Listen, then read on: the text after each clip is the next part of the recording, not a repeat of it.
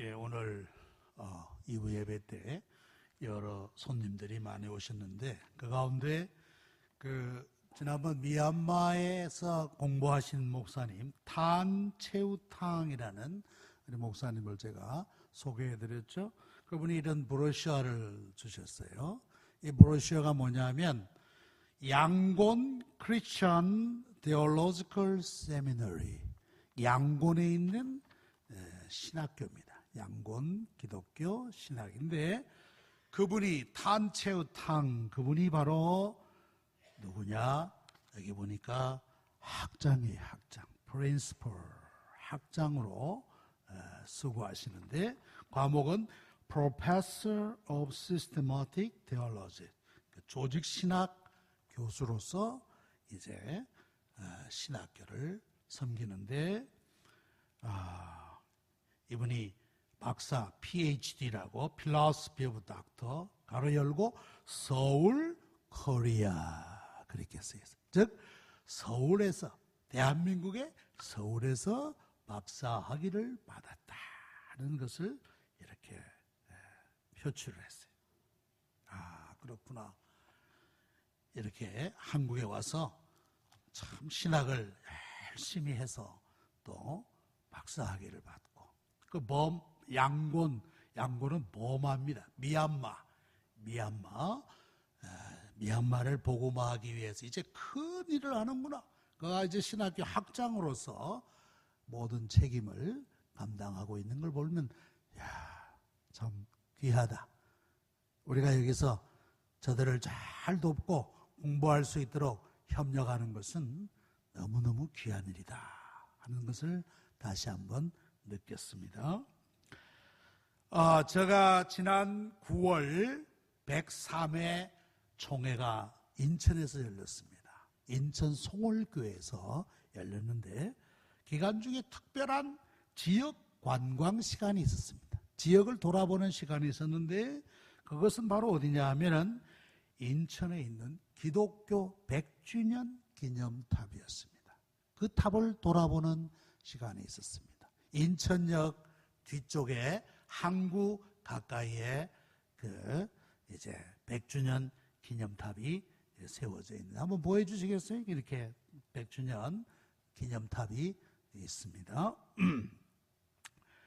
1885년 4월 5일 날 아펜젤라 부부와 언더우드 선교사가 제물포항에 첫 발을 내렸어요. 얼마나 감격스러운 날입니까? 그날은 부활절이었습니다. 매우 역사적인 날이다.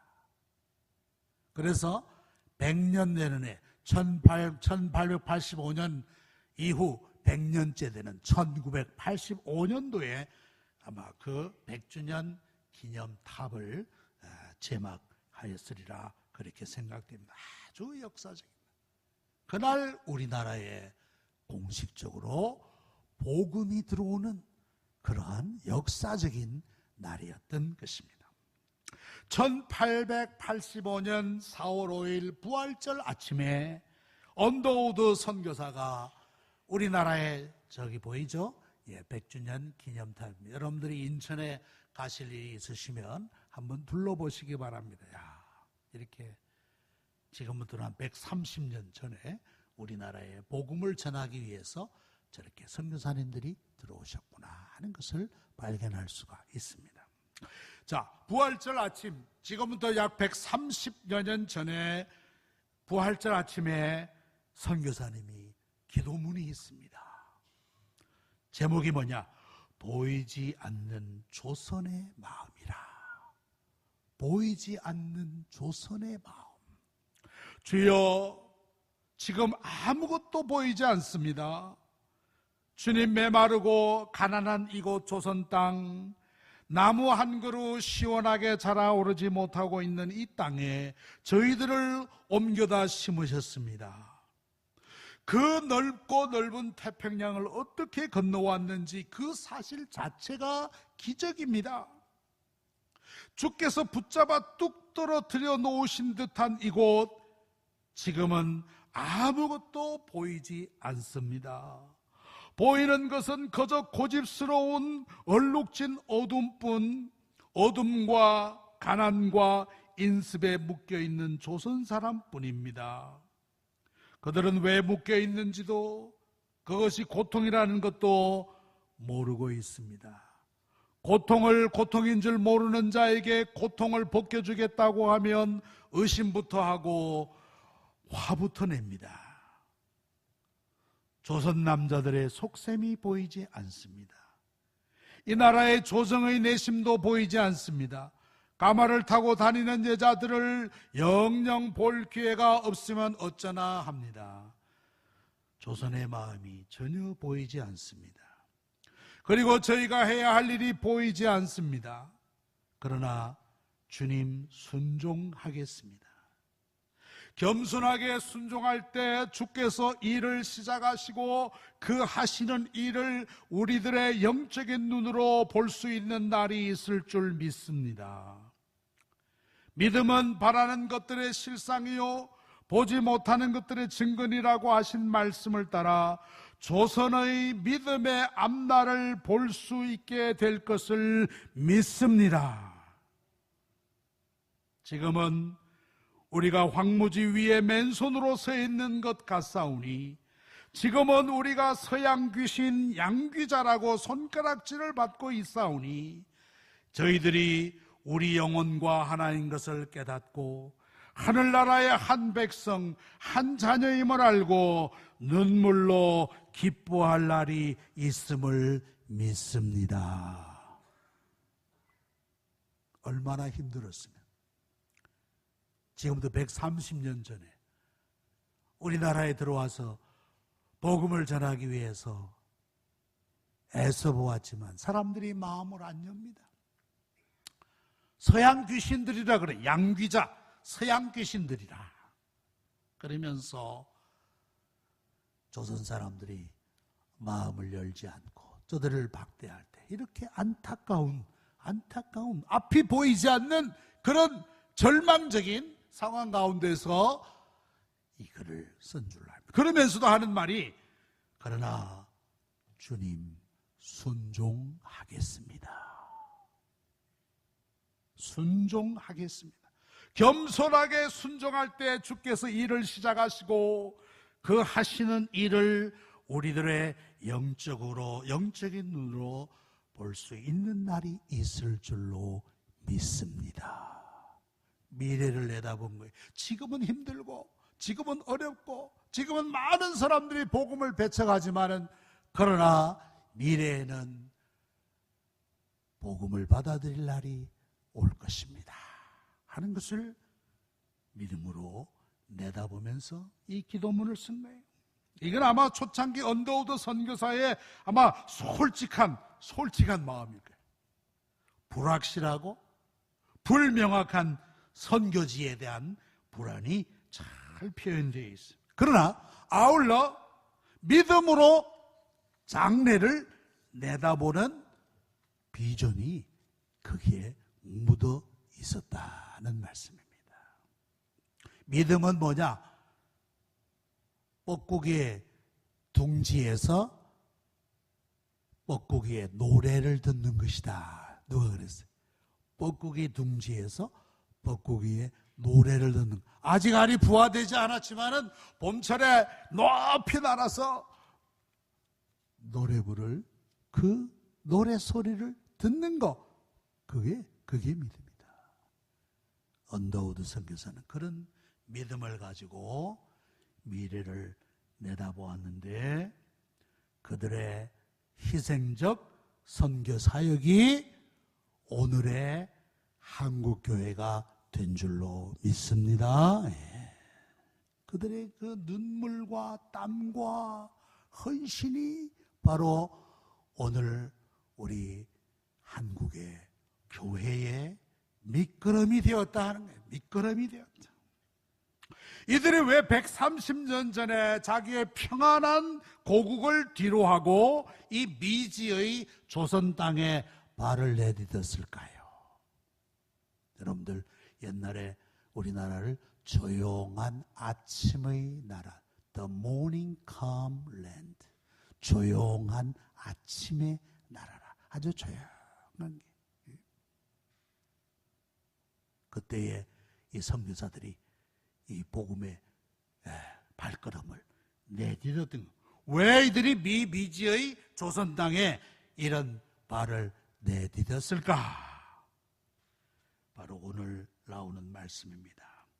너희는 온 천하에 다니며 만민에게 복음을 전하라. 우리 한번 크게 읽어봅시다. 시작. 너희는 온 천하에 다니며 만민에게 복음을 전하라. 아멘. 온 천하에 다니며 만민에게 복음을 전하라. 이 말씀이 언더우드와 아펜젤러와 수많은 선교사들이 이 말씀에 붙들려서 이 미지의 조선 땅에 오게 되었다는 말씀입니다. 여러분들 이분을 아실 겁니다. 인요한 의사라고 아실지 모르겠어요. 인요한. 한번 사진을 보시면 알 겁니다. 인요한. 저분은 고향이 어딘지 아십니까? 전라도 순천 사람이에요. 순천 사람. 저 사람은 100% 정서적인 면으로 보면 100% 한국 사람이라고 합니다. 100% 한국 사람. 또 100% 전라도 사람이에요. 전라도 사람. 어디냐? 전라도 순천 토박이. 그래서 자기를 순천 짠이라 그래. 순천 짠이. 순천에서 짠이를 모르면 간첩이라. 어렸을 적에 하도 말씀도 많이 부리고 개구장이가 되어가지고 얼마나 부모님 속을 썩인지 몰라. 인요한 박사인데 지금은 이제 세브란스 국제진료센터 소장으로 지금 일하고 있어요. 순천 토박이. 정서면으로는 100% 한국 사람이에요.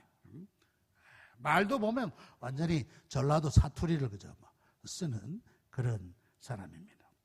그의 형은 누구냐? 그의 형은 유진 베일 재단의 설립자인데, 유진 베일 재단은 어떤 재단이냐? 북한의 결핵 퇴치를 위하여 헌신하고 있는 단체입니다.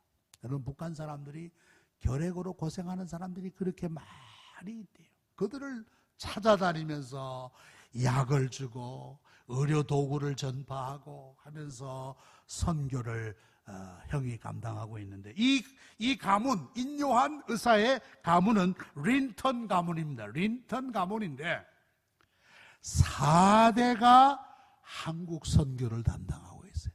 4대째. 이거 대단한 거 아닙니까? 한 가문이 4대째 선교를 감당하고 있는 것을 봅니다. 우리나라의 선교사님들 가만히 보니까 이제 2대째가 나오기 시작합니다. 2대. 1대, 그 다음에 2대째가 나옵니다. 예를 들면 제가 우리 동기인 안성원 선교사님, 인도네시아의 아주 이제 아주 시니어급 선교사인데, 그 1대란 말이에요. 1대. 이제 그 자녀들이 아마 2대가 나올 수. 그런데 이 린턴 이 가문은 4대째가 한국에서 선교를 감당하고 있습니다. 얼마나 이 참 귀한 일입니까? 이들의 조상들이 왜 한국에 왔어요? 왜 한국에 왔어요? 너희는 온 천하에 다니며 만민에게 복음을 전파하라. 이 명령 하나 붙잡고 저들은 모든 것을 버려두고 이 미지의 땅에 와서 복음을 전하게 된 것입니다. 이 명령은 지금도 우리에게 유효한 것입니다. 지금도 우리가 복종해야 될 주님의 지상 명령이다 라는 말씀이에요. 그래서 이 명령에 순종해서 우리나라의 선교사들도 세계에 나가서 복음을 전하고 있는데, 2012년도 한국 세계 선교 협의회의 그 KWMA라는 한국세계선교협의회의 보고를 보면 현재 2012년, 그러니까 6년 전이죠 벌써, 23,000명, 그리고 177개국에 나가서 복음을 전파하고 있다는 통계를 보았습니다. 23,000명, 얼마나 많은 선교사들이 그 세계에 나가서 복음을 전하고 있는지 몰라요. 세계 유명한 도시에 한국 선교사가 없는 곳이 없다고 해도 과언이 아닐 것이다. 그렇게 생각이 듭니다. 23,000명. 우리 교단도 많은 선교사를 파송하고 있는데 우리 교단의 교세에 비해서 선교사는 엄청난 선교사를 파송하고 있고, 예산면으로 봐도 다른 예산에 비해서 월등하게 많은 그러한 예산이 들어가고 있는 것을 볼 수가 있어요. 그만큼 선교에 힘을 쓰고 있는 그 모습을 알 수 있습니다. 동아시아에서는 현재 몇 명이 살고 있는 약 22억 명이 살고 있어요. 22억 명. 그런데 기독교인의 퍼센테이지는 몇 퍼센트냐? 여러분들 몇 퍼센트 같습니까? 22억의 인구 가운데 30%? 20%? 15%? 좀 맞춰보십시오. 몇 퍼센트 같아요? 22억 인구 중에 5%. 22억 인구 중에 기독교인은 5%밖에 지나지 않는다고 그래요. 얼마나 많은 사람들이 복음을 모르고 살아가고 있는가 하는 것을 알 수가 있어요. 이 동아시아에는 429개의 미전도 종족이 있습니다. 미전도 종족. 이것은 unreached people group이라 그래. unreached. 복음이 아직 미쳐지지 못한 그런 뜻이 되겠다. 미전도 종족이 429개의 미전도 종족이 있다 그래요. 그러니까 5%에 비하면 많은 사람들이 아직도 복음을 모르고 있는 그런 상태라 그렇게 볼 수가 있는 것입니다. 특별히 선교가 제대로 이루어지지 못하고 있는 곳들이 네 군데가 있어요. 네 군데. 첫째는 어디냐? 이슬람권입니다. 이슬람권. 여러분들 이슬람권, 이란, 이라크, 사우디아라비아, 그 다음에 특별히 스탄이 붙은 나라들, 스탄이, 파키스탄, 우즈베키스탄, 또 아프가니스탄, 카자흐스탄, 스탄이 붙은 나라들은 거의가 다 무슬림 국가들이에요. 거의 90%가 무슬림 국가인 것을 봅니다. 근데 재밌는 사실은 랜드가 붙은 나라예요. 랜드, L-A-N-D. 랜드가 붙은 나라들은 거의가 다 무슨 국가일까요? 기독교 국가가 많아요. 잉글랜드, 스코틀랜드, 뉴질랜드, 스위츠랜드, 도이칠랜드, 랜드 이런 나라는 다 기독교 국가. 근데 스탄이라는 나라는, 스탄이라는 말이 아마 왕국이라는 뜻일 거예요. 보면 대개가 다 무슬림 나라들인데, 자, 선교가 제대로 이루어지지 않고 있는 것은 첫째로 이슬람권이에요. 이슬람권. 두 번째, 몽골과 티벳이다. 여러분들, 몽골, 큰 넓은 초원의 나라 몽골 아닙니까? 티벳은 인도 북부 지역, 중국의 남서부 지역인 줄로 아는데, 티벳은 라마 불교가 아주 성행하는 것입니다.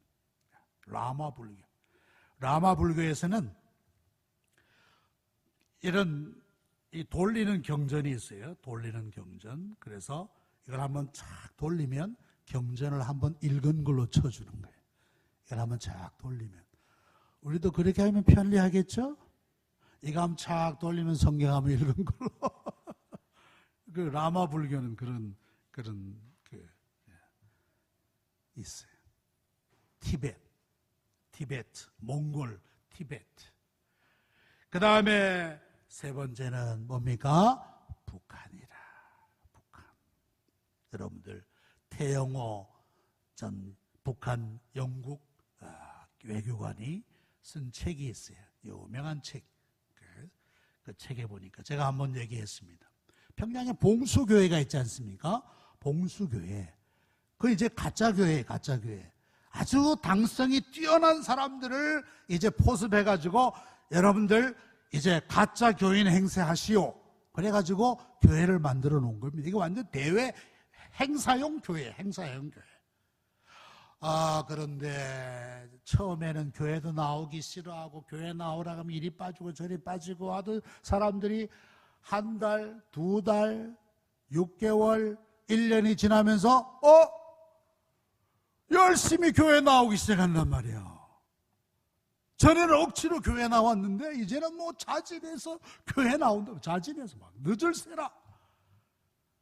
알고 보니까 저들 마음속에 믿음이 들어가기 시작한 거예요. 믿음이 들어가기 시작한 거예요. 그래가지고 북한 당국이 더 큰 고민이 생겼어. 이 가짜 교인을 세워놨다면 이제 진짜 교인이 됐다면 진짜 교인. 그렇죠? 거기 와서 뭐 여러 외국의 목사님들, 한국의 목사들이 가서 설교하고 다 처음엔 듣지도 않았겠죠.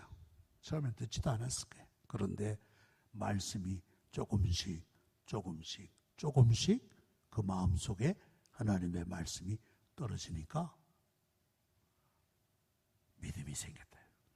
여러분들 믿음이 어떻게 생깁니까? 믿음은 들음에서 나며 들음은 그리스도의 말씀으로 말미암니다. 로마서 10장 17절에 분명히 말씀입니다. 하나님의 말씀을 들으니까 그 공산주의 사상, 김일성 사상으로 가득 차 있던 마음에도 믿음이 생기기 시작합니다. 또 어떤 경우는 말이죠. 거기에 어떤 학생들이 예배당에 와서 자꾸 뭘 듣더래요. 듣고 뭘 막 적더래. 그래가지고 보위부에서 이 학생들이 뭐냐? 그 예배당은 아무나 못 들어가기 때문에 아무나 못 들어가요. 꼭 지정한 사람만 들어가죠. 이 사람들, 이 학생들이 누구냐면 음대생들이에요. 음대생들. 음악대학 작곡과 학생들. 음대생들이 그 소문에 의하면 그 봉수교회 가면 남다른 그런 멜로디가 있다 그러더라. 남다른 그 우리가 들어보지 못했던 그 음악이 있더라. 그래가지고 예배 드릴 때 옆에서 그 찬송 소리를 들으면서 체보하는 거예요. 악보를 이렇게 적기 시작한 거예요. 그래가지고 음악대학 학생들이 그 교회 근처에 와서 이 체보. 음을 이제 가져가서 그걸로 이런 곡이 다 있구나 하면서 새롭게 공부를 했다는 그런 얘기도 있습니다. 북한. 여러분들 북한. 저도 황해도에서 피난온 후회인데 신앙의 자유를 잃어버리고 지하교인들 있다는 말씀입니다. 북한이 아직 선교가 제대로 이루어지지 않는 거예요. 그 다음에 네 번째는 베트남, 그 다음에 미얀마. 베트남은 그렇게 젊은 나라예요. 젊은이들이 인구의 30-40%가 젊은 20-30대. 그래서 아시아에서 가장 젊은 나라가 베트남이라고 그래요. 우리나라의 인구학자가 그렇디다. 자기는 나중에 베트남 가서 살겠대. 베트남이 그렇게 물가도 싸고 아주 살기 좋은 곳이다. 그렇게 전망을 하는데 베트남이 이제 막 산업화되면서 보고마가 왕성하게 일어날 것이다. 미얀마도 그러죠. 미얀마. 근데 최대의 선교지는 이슬람권. 세계 최대의 무슬림 국가인 인도네시아에는 1억 8천만 명이 무슬림이라다. 무슬림. 중국에는 2,500만 명의 회교도들이, 무슬림들이 있습니다. 말레이시아 1,700만 명, 필리핀과 태국, 미얀마, 캄보디아, 싱가포르, 동아시아에 총 2억 5천만 명의 무슬림들이 있습니다. 중국에는 아직도 회족들로만 구성되어 있는 교회가 아직 없다 그래요. 회족이 뭐냐? 무슬림족. 그 무슬림족으로 이루어진 교회는 아직도 없다 그럽니다. 아시아인의 5%가 복음화되었으니까 95%는 아직도 불신 상태에 있다라고 볼 수가 있는 것입니다. 너희는 온 천하에 다니며 복음을 전파하라. 복음을 전파하라. 우리가 만민에게 복음을 전파하기 위해서 어떻게 할 수 있을까? 첫째로, 여러분들 선교의 큰 비전을 가지시기 바랍니다. 선교의 큰 비전. 너희는 온 천하에 다니며 만민에게 복음을 전파하라. 분명하게 명령했습니다. 윌리엄 캐리, 영국의 구두 수선공이면서도 인도 선교를 감당했던 윌리엄 캐리는 이런 말을 했어요. 하나님으로부터 큰 비전을 기대하라. 그리고 하나님을 위하여 위대한 일을 시도하라. 우리 한번 읽어봅시다. 시작. 하나님으로부터 큰 비전을 기대하라. 그리고 하나님을 위하여 위대한 일을 시도하라. 여러분들 연세 많으신 어르신들도 요즘 시니어 선교사라고 해요. 시니어. 나이 드신 은퇴자들, 이런 분들, 시니어들이 가지고 있는 풍부한 경험과 지식과 재능, 이것을 가지고 복음을 위하여 일할 수 있다는 것입니다. 나이 드시고 이제 지공족이 되시죠. 지공족이 뭐예요? 지하철 공짜? 저도 내년이면 지공족이 됩니다. 지공족. 지하철 공짜로 타고 다니는 것만 우리가 만족해하지 말고, 내가 뭘 할까? 내가 온 천하에 복음을 전하기 위해서 내가 할 일이 없을까? 고민해보고 나도 하나님을 위하여 무언가 해봐야겠다. 여러분들 우리 교회 한번 오셨습니다. 밀양 안디옥 교회라고 했어요. 그 교회는 무슨 교회냐? 흑염소 키우는 교회. 흑염소 키워서 교회가 유지되는 교회입니다. 근데 그 교회는 태국 선교 전문 교회. 태국 선교 전문 교회. 태국의 지방을 다니면서, 특별히 지방의 그 초등학교를 다니면서 복음을 전하는. 그래가지고 우리 농어촌 목회자들도 그 교회와 같이 이렇게 협력해서 태국의 그 소학 초등학교에 다니면서 그들에게 한국의 문화를 알리고 하면서 복음을 전하는 것을 보았습니다.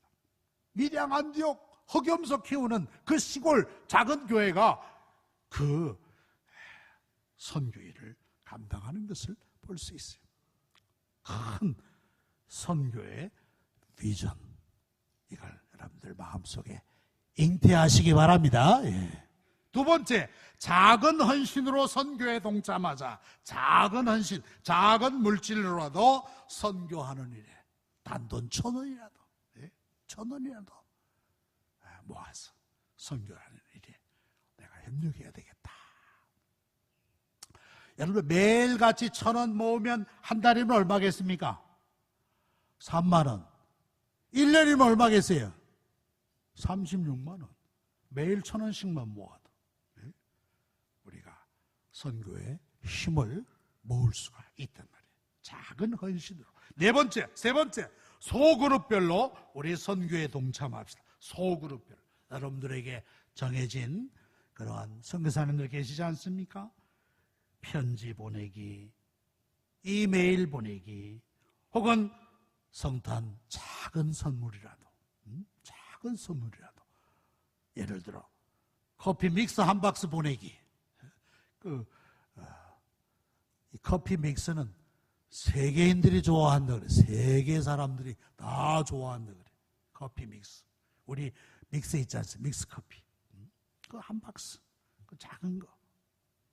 소그룹별로 선교를 하시고, 네 번째로 우리 선교사들을 위하여 기도해야 되겠어요. 중국은 지금 선교 환경이 굉장히 열악해졌어요.